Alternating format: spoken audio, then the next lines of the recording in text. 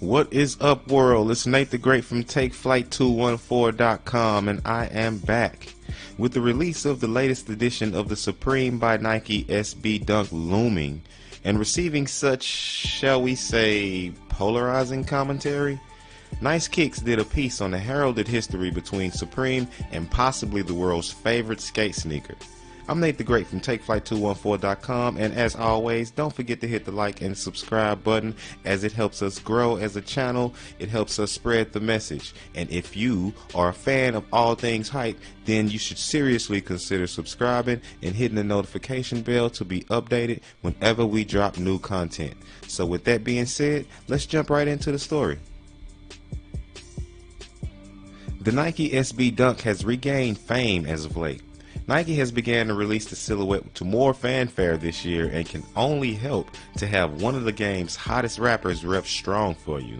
Travis Scott has been seen rocking the Dunkle during his Sicko Mode performance with Drake and LeBron James, while also showcasing the early classics from 2000s. He was also seen in the Supreme by SB Dunk Low in white and cement, while just a few months ago being spotted in the black cement Supreme Dunks. For historical purposes, Supreme was Nike SB's first official collaboration after branching out into its own division in 2002, and it's held up as the holy grail for many collectors all this time. This was the first time in history that the black cement colorway from the Air Jordan 3 had appeared on another shoe. Needless to say, this would become a groundbreaking maneuver that would allow both brands to reach new milestones. The elephant print looks good on just about anything, but to have it featured on one of Nike's most popular sneakers proved to be a great idea.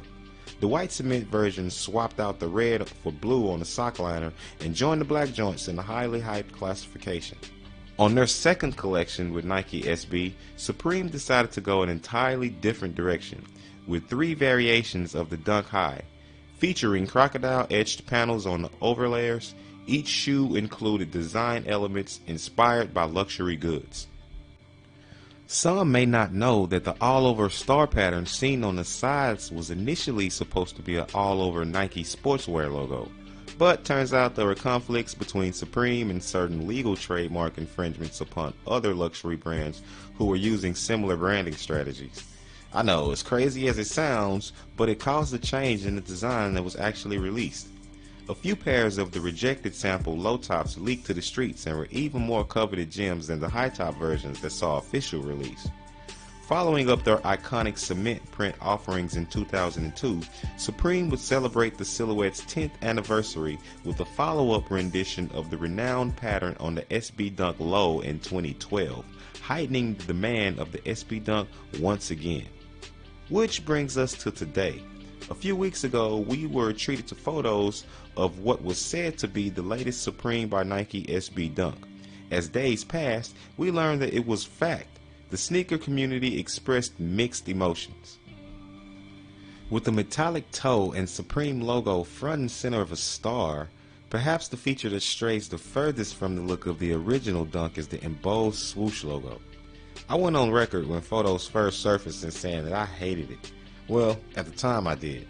To be fair, I still don't prefer the star logo or the puffy swoosh, but as pics of the black and silver proliferate, I have to say that I don't think that they're as bad looking as I originally thought. So with that said, let's jump into the rankings.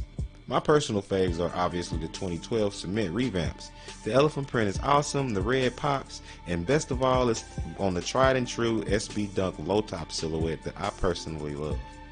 Next would obviously be the 02 versions. Though I prefer the 2012s more, I do like the black versions. It gives that classic Jordan 3 cement look meshed with that of the iconic Dunk. The white and blue ones aren't too bad either. But this is where the rankings get a little tricky. For as bad as I shit on the latest versions, in retrospect, I gotta say, I actually like them better than the 03 all-over star print ones. Partially because I always had a bias for low-top Dunks, also because I really don't like the star pattern nor the croc skin. I understand that they were going for the luxury sneaker look, but I never really liked the luxury sneakers. I don't know, maybe it's just a personal thing, but I'm not really a fan of the 03s. Don't beat me up too bad about it though.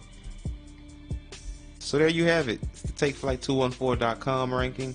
We have the 2012s at number 1, the OG O2s at number 2, the newest releases at number 3, and last but certainly not least, the O3s at number 4.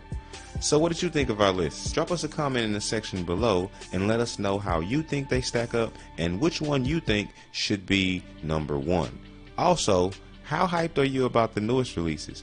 Let us know all of this in the comment section, and don't forget to hit the like and subscribe button for updates whenever we drop new content such as this and covering all things hype culture. I'm Nate the Great from TakeFlight214.com, signing out until next time. Peace.